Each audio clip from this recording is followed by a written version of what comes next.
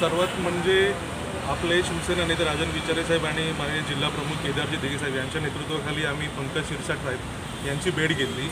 मुख्य म्हणजे आता जे ॲग्रीमेंट रिन्यू करण्यात आलं आहे त्याच्यामध्ये जी टेंडरिंग झाली ही 10 लाखाच्या पेक्षा जास्त आहे। सर्वात मुद्दा म्हणजे ही ई टेंडरिंग झाली पाहिजे होती, जी करण्यात आली नाही आहे। तर आम्ही तो एक मुद्दा त्यांच्याजवळ मांडला आहे। आणि सर्वात महत्त्वाचं म्हणजे पालिकेचं स्वतःचं पार्किंग धोरण नाही। आम्ही त्यांना विनंती तीच केली की ज्याप्रमाणे तुम्ही डिवायडरसाठी जे रस्त्यामध्ये नौपडाला टाकले, जेव्हा त्या पद्धतीने तुम्ही एकमेकांचं पार्किंग धोरण अवलंबलं, तर त्याच पद्धतीने ठाणे महानगरपालिका आणि वाहतूक शाखा या दोघांनीही स्वतःचं एक पार्किंग धोरण स्पष्ट करावं।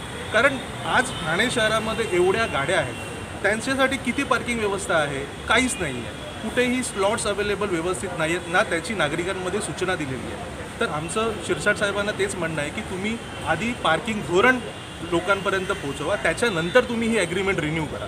आणि ही ॲग्रीमेंट रिन्यू करताना जे तुम्ही लोकांचं कट करताय ते तुम्हाला कंत्राटदार कशाला पाहिजे? तुम्ही हे डायरेक्ट शासनाकडे घ्या ना। आज ते कंत्राटदाराकडे जात आहे, त्याच्यानंतर ते शासनाकडे येत आहे। तर मधला हा जो दुवा आहे ह्याच्यामध्ये भ्रष्टाचार हा 100% होतो आहे। हा भ्रष्टाचार रोखावा ह्यासाठी आम्ही त्यांना निवेदन दिलं। तर त्या नवीन जे टोईंग व्हॅन आली आहे त्यामध्ये CCTV असेल, अत्याधुनिक ते तंत्रज्ञान वापरून ते आता वादविवाद होऊ नये यासाठी कुठून गाडी उचलली यासाठी CCTV आधुनिक तंत्रज्ञान वापरण्यात आले। हे फक्त नागरिकांना दिशाभूल करण्यासाठी दाखवलेलं आहे। CCTV फक्त पुढे आहे, तुम्ही 360 डिग्री CCTV द्या ना। तुम्ही ती गाडी जी आहे ती पुढे गेल्यानंतर मागून बाईक उचलल्यानंतर त्याचं कसं रेकॉर्डिंग होणार आहे? तर आमची मागणी पण त्यांना तेच आहे की तुम्ही 360 डिग्री फुटेज तुम्ही स्टोअर करा। काय वाटतं, शाळा, कॉलेज, महाविद्यालय, बँक असतील, रुग्णालय असेल, मेडिकल असतील, सर्व अत्यावश्यक सेवेमध्ये मोडतात। त्यामुळे खास करून कुठल्या गाड्या कुठल्या ठिकाणीच्या उचलल्या जाणार अशी त्यांनी माहिती दिली। आम्ही त्यांना ते सांगितलं की जेव्हा तुम्ही नगरपालिकेचं आणि स्वतःचं पार्किंग धोरण स्पष्ट कराल त्याच्यामध्ये या सर्व गोष्टी येणार। आता जे काही शासकीय रुग्णालय आहेत, शासकीय तुम्ही जे काही आपले केंद्र आहेत, शासकीय केंद्र आहेत, त्या ठिकाणी तुम्ही तुमचं पार्किंग धोरण द्या की बाबा इकडे एवढी जागा आम्ही सोडलेली आहे। हे कुठेही स्पष्ट नाही आहे। आमचा मुद्दा तोच आहे की तुम्ही आधी पार्किंग धोरण हे नागरिकांना स्पष्ट करा की अशा ठिकाणी आम्ही एवढी पार्किंगची जागा दिलेली आहे। जे होत नाही आहे म्हणून आज नागरिकांमध्ये हा असंतोष उचलला आहे। आणि हे कोणाच्या पैशामधून करताय? ठाणेकरांच्या करूपी पैशामधून करताय ना। मग ठाणेकरांना विचारा ना की तुम्हाला कशी सुविधा पाहिजे। ठाणेकर जर म्हणतात की आम्हाला टोविंग व्हॅन नको आहेत, तर आम्हाला नको आहेत। तुम्ही हरकती मागवा की तुम्ही टोविंग व्हॅनमध्ये काय बदल पाहिजे। तुम्ही डायरेक्टली रिन्यू का करता? काय वाटतं, टोविंग व्हॅन जर तशीच चालू राहिली तर तुमचं पुढचं पाऊल का असणार?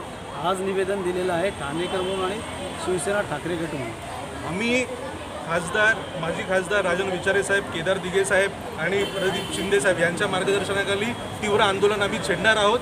आणि या पार्किंग टोविंग व्हॅन जर चुकीच्या पद्धतीने ठाणेकरांवर लादली गेली तर आम्ही त्याचा निषेध करणार। दबाव येतो आहे की घरातून ज्यावेळेला आपण गाडी घेऊन बाहेर जातो, 2 व्हीलर म्हणा किंवा 4 व्हीलर म्हणा, तर ती गाडी आपली उचलतो बिचारा माणूस कुठे गेला, एखाद्या दुकानात गेला किंवा हॉस्पिटलमध्ये गेला किंवा आणखीन काय औषध केमिस्टवाल्याकडे गेला, तर त्याला एक टेन्शन असतं की माझं गाडी उचलली जाईल।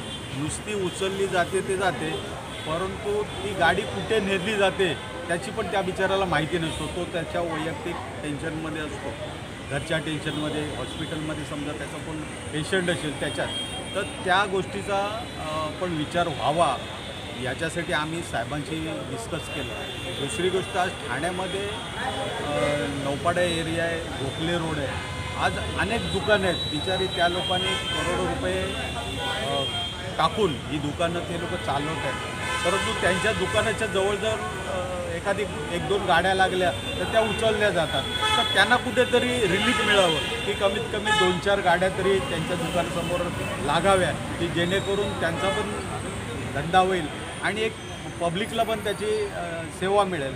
तर ह्या गोष्टीची आम्ही त्यांच्याशी चर्चा केली, त्यांनी सकारात्मक त्या विषयावरती आमच्याशी बोलणी केली। आणि जर त्याच्यातून समजा त्यांनी जर टोईंगला पहिली गोष्ट आमचा विरोध नाही आहे, टोईंग असावी की जेणेकरून कुठे एमर्जन्सी काही गाड्या बंद पडतात किंवा काय त्या उचलण्यासाठी, परंतु पार्किंग केलेल्या गाड्या जर त्रास देत असतील तर त्या उचलणं ते ठीक आहे, परंतु कुठलाही अडथळा नसताना एखाद्या गल्लीत बोळामध्ये किंवा साईडला कोणी गाडी लावली आहे आणि एखाद दुसरी गाडी आहे ती पण उचलली जाते, तर त्याच्यावर कुठेतरी बंदरी यायला पाहिजे. दुसरी गोष्ट, आज शाळेचा वेळ असतो, तर त्यावेळेला सर्व पालक काही आपल्या मुलांना शाळेमध्ये घेऊन येतात, गाडी बिचारे लावतात आणि त्याला रस्ता क्रॉस करून किंवा सोडण्याचा प्रयत्न करतात, परंतु पाठीमागे आले तर त्याची गाडी नसते. हे पण कुठेतरी बंद व्हायला पाहिजे. हॉस्पिटल आहे, मला स्वतःला हॉस्पिटलचा असा अनुभव आहे की एका माणसाला अटॅक आला म्हणून मी गोडबोले हॉस्पिटलमध्ये त्याला मी ॲडमिट केला, त्याला अटॅक आलेला, त्याला ट्रीटमेंट चालू होईपर्यंत मला अर्धा एक तास लागला, परंतु मी नंतर बाहेर आलो तर बघतो तर माझ्या गाडीला जामार लावलेला. तिथे त्या पोलिसाला मी सांगितलं की असं आहे, तर त्यांनी मला सगळी उडवाडूडची उत्तरं दिली.